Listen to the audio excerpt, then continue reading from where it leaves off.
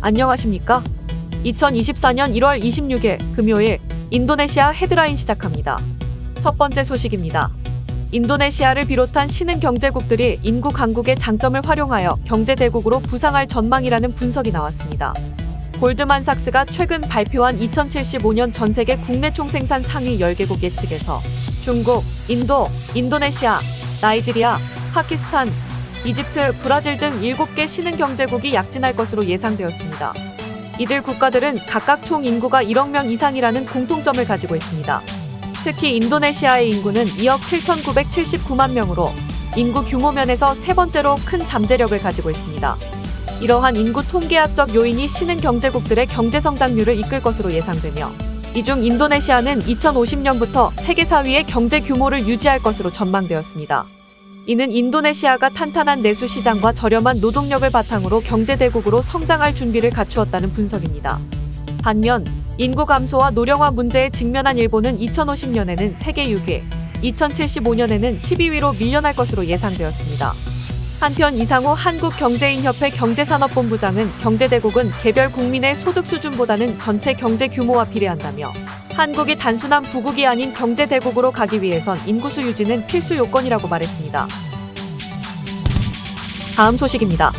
세계 전기차 판매 1위인 중국의 비아디가 인도네시아에 1조 7천억 원을 투자하여 제조 공장을 건설할 계획이라고 인도네시아 경제조정장관 아이를랑가 하르타르투가 밝혔습니다. 비아디는 이 공장을 통해 연간 15만 대의 전기차를 생산할 수 있는 능력을 갖추게 될 예정이며 이는 비아디가 인도네시아의 전기차 시장에서 현대차와의 경쟁이 심화될 것으로 보입니다.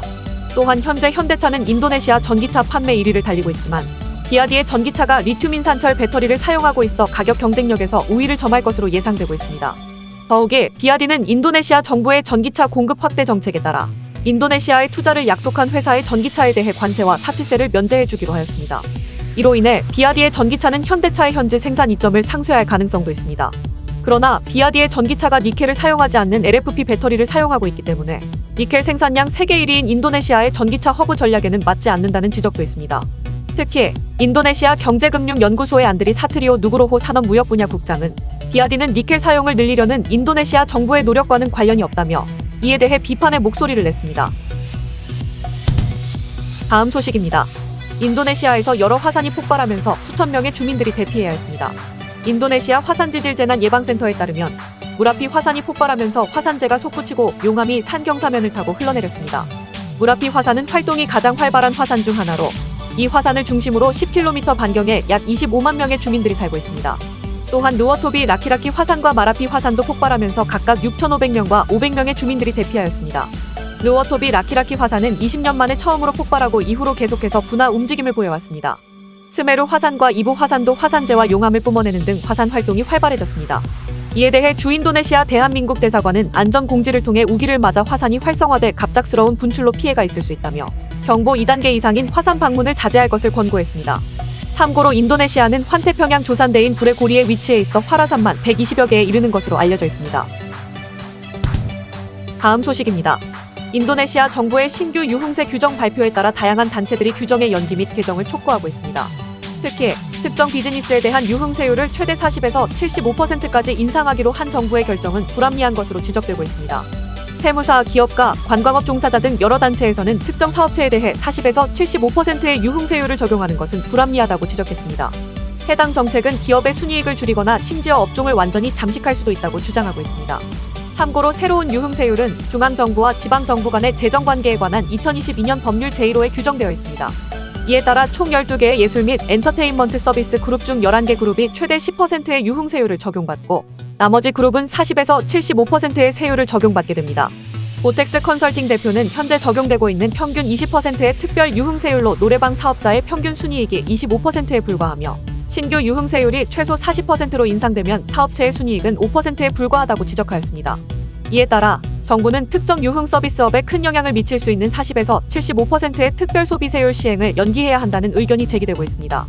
한편 인도네시아 관광협회의 회장은 관광산업이 팬데믹의 영향에서 회복하기 시작했음을 고려할 때 40에서 75%의 유흥세율을 연기해야 한다고 주장하며 중앙통계청이 작성한 표준산업 분류에 따른 특정 유형의 유흥업종 분류도 재검토해야 할 사안 중 하나라고 주장하였습니다.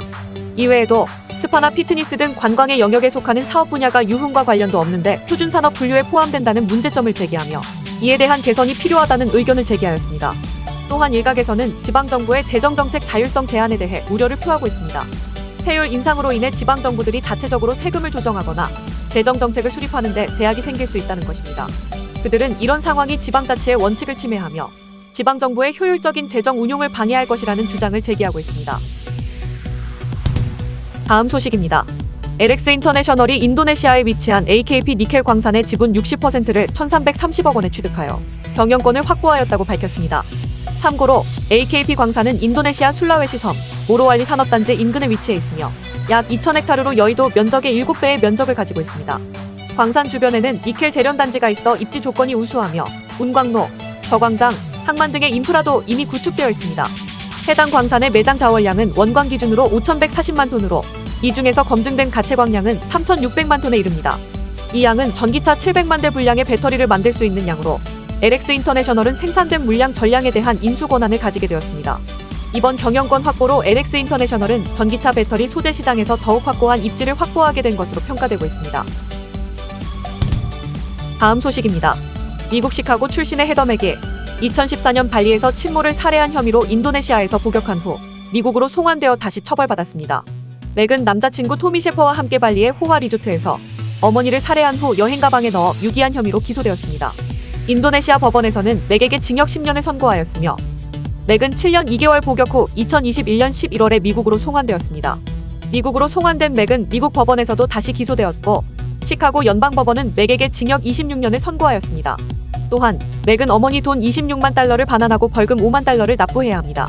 맥의 변호인단은 일사부재리 원칙에 의해 맥이 다시 처벌받을 수 없다고 주장하였으나 미 연방검찰은 미국이 아닌 나라에서 처벌받았기 때문에 일사부재리 원칙이 적용되지 않을 뿐 아니라 공소사실도 다르다고 강조하였습니다. 또한 변호인단은 법원의 양형 기준의 최소 형량인 징역 15년형, 인도네시아 복역기간 상쇄 등을 요청했으나 수용되지 않았습니다. 한편 맥이 인도네시아에서 출산한 딸은 친척 손에 의해 키워지고 있으며 공범인 맥의 남자친구 셰퍼는 2026년에 미국으로 송환될 예정입니다. 다음 소식입니다. 인도네시아 정부가 보잉 737 맥스 9 항공기의 운항을 재허용했습니다. 이는 알래스카 항공의 해당 기종 항공기에서 도어 플러그가 뽑혀나가는 사고가 발생한 이후 미국 연방항공청과 여러 국적의 항공사들이 동종 여객기의 운항을 중단한 상황에서 이뤄진 것입니다. 인도네시아 교통부는 라이온 에어가 운항하던 보잉 737 맥스 9 항공기 세대를 전면 검사한 결과 문제가 없어 운항을 다시 허용하였다고 밝혔습니다. 또한 해당 항공기들은 사고가 발생한 알래스카 항공의 항공기와 달리 정식 출입구를 가지고 있으며 도어 플러그가 없다고 설명하였습니다. 참고로 도어 플러그는 기체 중간에 있는 비상구를 막아 더 많은 좌석을 배치하기 위한 부품입니다. 한편 보잉 737 맥스는 2018년에 라이온 에어의 여객기가 추락하여 189명이 사망한 사고를 겪은 바 있으며 해당 사고는 소프트웨어 결함 가능성 때문에 발생한 것으로 알려져 있습니다. 시청해주셔서 감사합니다. 다음 시간에 뵙겠습니다.